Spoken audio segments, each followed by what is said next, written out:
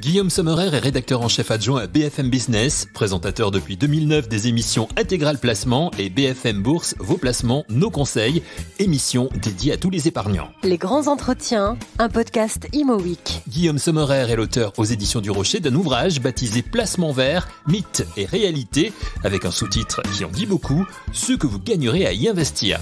Un sujet que l'on pourrait penser tendance, Guillaume Sommerer explique à Pascal Bonnefille, directeur de la publication Imo Week, pourquoi aujourd'hui un livre sur l'investissement vert.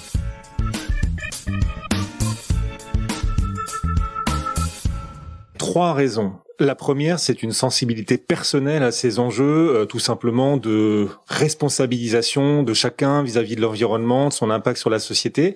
Ça m'est venu d'un coup, tout simplement en voyage, en Malaisie. J'étais supposé traverser une zone de forêt primaire, et c'était pas du tout des forêts primaires que j'avais face à moi. Le guide datait il y a quelques années, et en quelques années, ces forêts primaires s'étaient transformées en champs d'huile de palme, ce qui n'a absolument rien à voir. C'est le même paysage, les mêmes arbres reproduits jusqu'à l'infini, pesticides, zéro biodiversité, zéro mélange de biodiversité. Bref, ça m'avait beaucoup impressionné, et donc c'est vrai que ça avait renforcé cette sensibilité personnelle. Et par mon métier, c'est vrai, on est tous les deux journalistes et spécialistes des problématiques et des enjeux immobiliers ou financiers. Il se trouve que je constate en effet que cette thématique de l'investissement responsable est aussi en train de monter en puissance.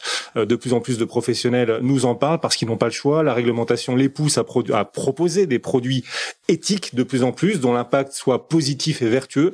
Et donc, finalement, ces gens-là m'ont formé aussi, ont contribué à construire mon opinion, mon point de vue éclairé aussi sur la question de l'environnement par l'angle financier. Et puis, on est à un moment où tout ça est en train d'atteindre une masse critique, un niveau de structuration assez systémique également, qui fait que c'est le moment de communiquer dessus et d'essayer de démocratiser ces enjeux. Donc, c'est plutôt une question gadget. C'est un peu comme au début, on a toujours dit, ah oui, le green, machin, ça ne marchera pas. Aujourd'hui, on voit bien qu'on est passé complètement à un autre sujet. C'est vraiment un sujet indispensable. Et donc, dans le livre, vous le montrez bien. Et qu'est-ce qui vous a le plus frappé aujourd'hui, justement, dans cette évolution, dans cette masse critique dont vous parliez? Qu'est-ce qui est frappant, notamment dans le domaine de l'immobilier? Restons dans Ce qui est frappant, c'est que tout le monde essaie de s'y mettre ou de communiquer dessus, mais que désormais, on a les instruments pour mesurer la franchise et la sincérité. Vous savez, on parle de placement socialement responsable, ISR. On faut se demander si le placement ISR est un investissement sincèrement responsable. Si le S, c'est celui de la sincérité. Ouais. Et ce qui me frappe, c'est qu'on a à la fois une masse critique croissante et une sincérité aussi croissante de beaucoup d'acteurs.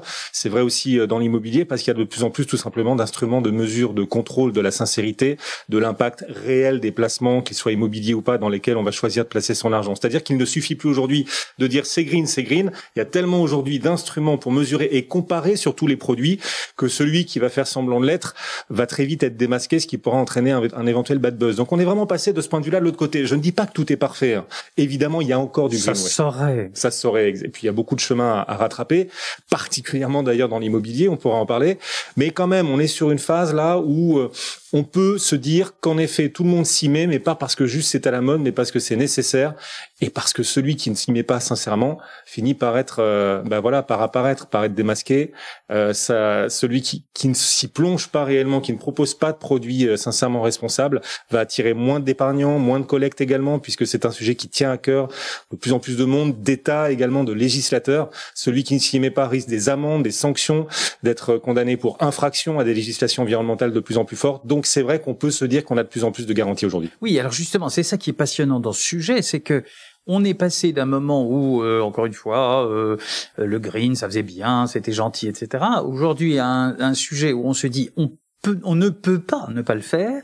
Et qu'est-ce que vous avez vu comme bonne pratique? Alors les mauvaises, on va les mettre un peu de côté, on voit bien ce que ça peut être, des gens qui trichotent, des choses purement de façade, etc. Ça existe, ça? Non, c'est tellement rare qu'il vaut mieux même pas en parler.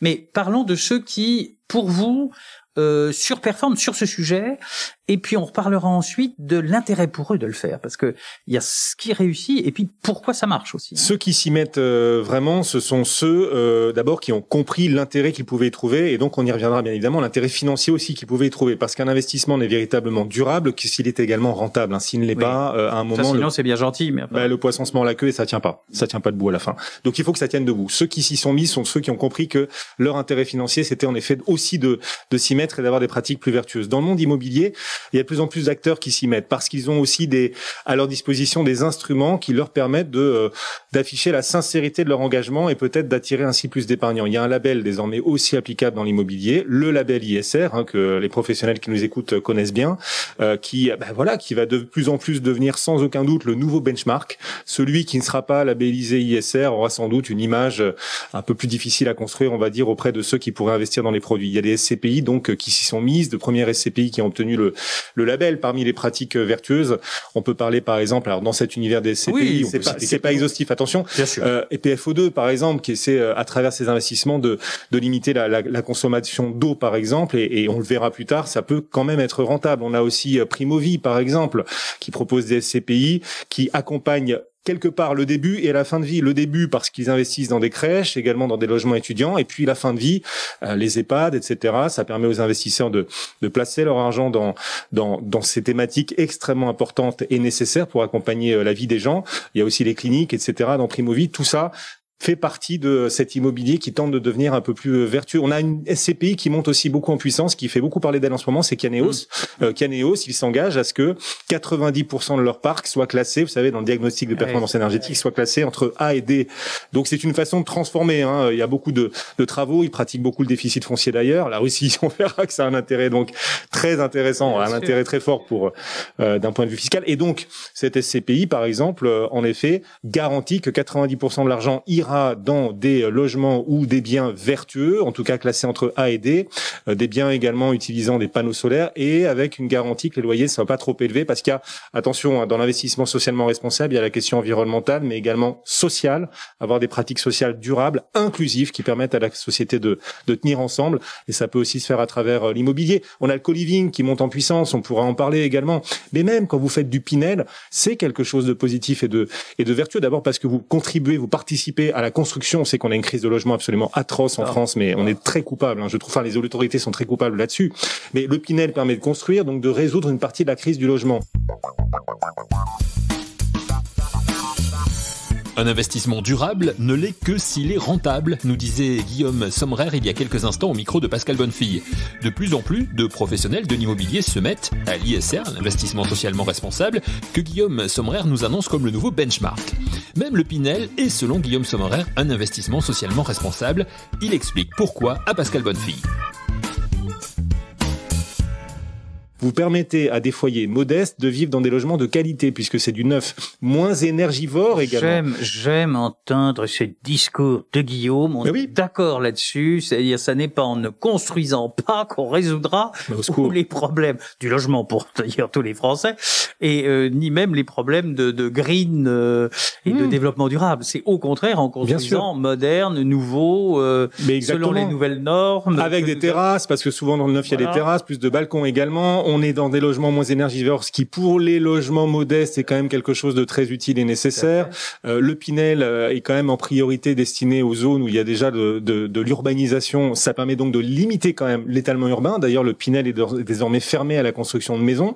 Donc on lutte contre l'étalement urbain. Donc oui, le Pinel, bien sûr, aussi participe de cette volonté, alors des autorités, mais aussi des acteurs du monde du logement et de l'immobilier, d'essayer d'améliorer les choses et de résoudre les points de tension. On a le démembrement. Le démembrement, si vous achetez du neuf en démembrement, vous, particulier, alors vous bénéficiez d'une carotte à l'entrée, d'une décote, mais surtout vous permettez à des familles modestes d'y vivre, puisque c'est un bailleur social qui, pendant la durée du démembrement, va louer le bien à des familles en difficulté, aux revenus limités et avec des loyers relativement modérés. Donc là aussi, c'est une façon d'encourager l'immobilier plus responsable. Il y a le placement vert, c'est pas seulement je vais mettre du bois ou des fleurs ou des plantes, etc. Je vais mettre des gens aussi.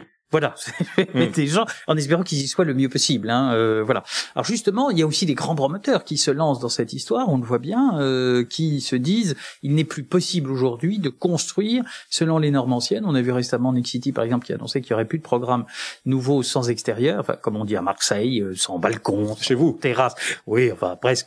Mais là aussi, alors est-ce que le Covid à votre avis, joue un rôle, un petit rôle, un grand rôle dans cette prise de conscience et dans cet effet de masse? Je pense qu'il est peut-être la goutte d'eau qui va contribuer à faire déborder le vase, je dirais, le Covid. Alors évidemment, c'est un drame, c'est pas une goutte d'eau, mais pour ce qui est de la transformation de l'immobilier, il peut contribuer évidemment à transformer les choses. Par exemple, dans l'univers des bureaux avec le télétravail, il est probable qu'un certain nombre de sociétés se disent bon, on va quand même limiter notre nombre de mètres carrés de bureaux, ça nous permettra de faire des économies.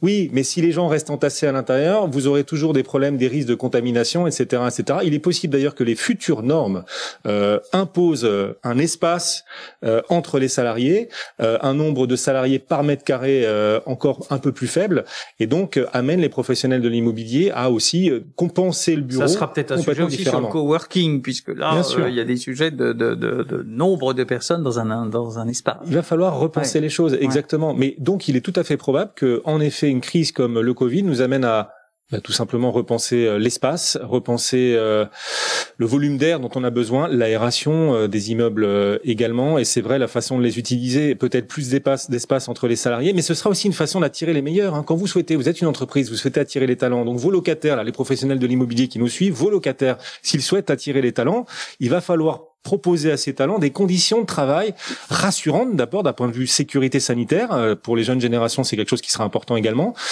Également des talents qui auront la certitude de pouvoir travailler confortablement et surtout de percevoir le bureau comme un lieu de vie agréable, pas juste un lieu où on bosse entassé, mais un lieu de vie et où l'on respire avec ses collègues. Ça signifie avec, mais où l'on respire quand même. Donc un certain espace, un certain confort, peut-être de la nature également. Ça compte beaucoup. Il y a les villes tentent de se végétaliser.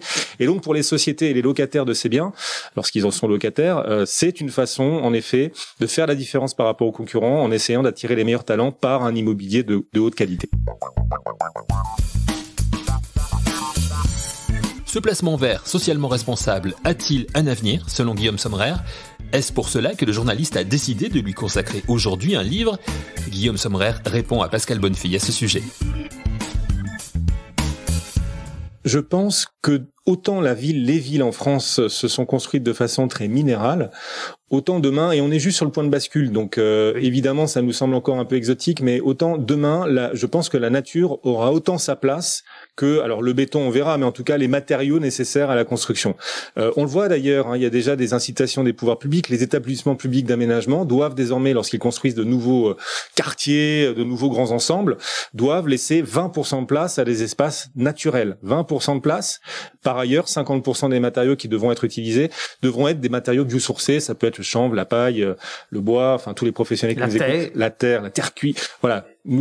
Tous ceux qui nous écoutent connaissent tout ça par cœur. Mais après, il faudra quand même réussir à faire ça, à rendre l'immobilier, l'urbain, la ville plus végétale, sans en exclure ceux qui ont peu de moyens, parce que parfois ça coûte un peu plus cher quand on est dans un environnement un peu plus agréable. Sujet, quand même, des biens immobiliers à base de matériaux peut-être plus naturels, etc., moins énergivores, cet immobilier peut coûter un peu plus cher. Il y a un sujet à résoudre là-dessus. Il y a un sujet parce qu'on dit toujours c'est 10-15% plus cher. Alors ce sont des chiffres qui sont un peu sortis comme ça de manière globale, mais enfin c'est pas impossible que ça soit de cet ordre-là tout de même. Donc il y a un vrai sujet par rapport à ça, rentabilité et en même temps demande des acquéreurs, des locataires, des salariés demain aussi.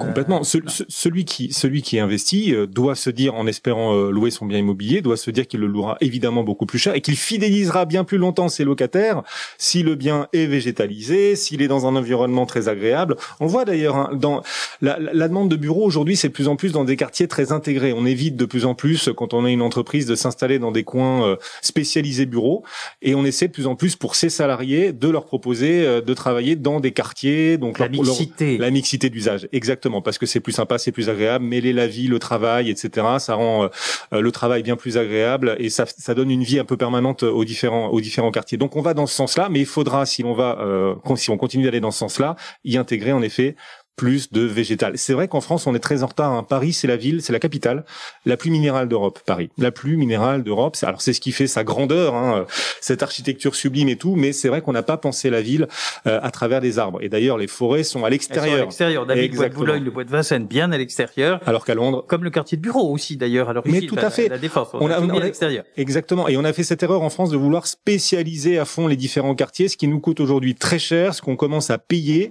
Et il faudrait pas continuer à à perpétuer ces erreurs-là. On voit qu'à La Défense, par exemple, qui est un quartier avec quelques logements, c'est vrai, mais des années 50-60, de mauvaise qualité, qui donnent pas tellement envie d'y vivre. À La Défense, il y a un travail énorme à faire sans aucun doute pour essayer de mixer davantage. On reparle autour de logements qui pourraient un jour voir le jour. Mais voilà, c'est ça. Donc c'est des perspectives qui sont quand même très très positives. Moi, c'est ça qui me passionne dans un contexte un peu morose en ce moment. Ne nous voilons pas la face, Guillaume. Voilà. Non, mais le placement vert, c'est quelque chose d'extrêmement positif pour l'avenir. C'est quelque chose de positif pour l'avenir, d'emballant en effet. On est sans doute sur une césure dans l'urbanisme, puisqu'on est ici pour parler d'immobilier, sans aucun doute, porté par, c'est vrai, les grandes métropoles aujourd'hui, avec un électorat qui est conscient de ces nouveaux enjeux. Après, il va falloir faire plus de végétal, mais pas au détriment de l'habitat et des bureaux. Il va falloir faire plus d'habitat parce qu'on manque de logements. Toujours plus de bureaux en France. La France et particulièrement Paris, c'est le pays en Europe et la capitale en Europe où il y a le plus de mètres carrés de bureaux, parce que la demande est là et elle va continuer, je pense, d'attirer les investisseurs internationaux. Donc il va falloir continuer de construire, mais avec plus de végétal. La solution, du coup, où est-ce qu'elle est ? Elle est peut-être dans les airs. Bon, enfin, moi, c'est mon point de vue personnel. Après, il peut y avoir évidemment un débat, mais est-ce qu'en étalant davantage les bureaux, les logements, etc., on arrivera à faire du végétal, ou est-ce que c'est par la hauteur, en choisissant de construire plus de tours qui peuvent être esthétiques? Il suffit de voyager pour s'en rendre compte. On est très en retard en France, mais ailleurs, c'est très joli. Eh bien voilà, on peut peut-être résoudre les choses. C'est dans la hauteur qu'on trouvera les mètres carrés qui nous manquent au sol. Merci à Guillaume Sommerer pour son analyse pertinente sur l'investissement socialement responsable. Son livre « Placement vert, mythes et réalité », sous-titré « Ce que vous gagnerez à y investir », un ouvrage publié aux éditions du Rocher. Merci à vous d'avoir écouté cette émission. On se retrouve très vite pour un nouvel épisode de Les Grands Entretiens, un podcast Imo Week.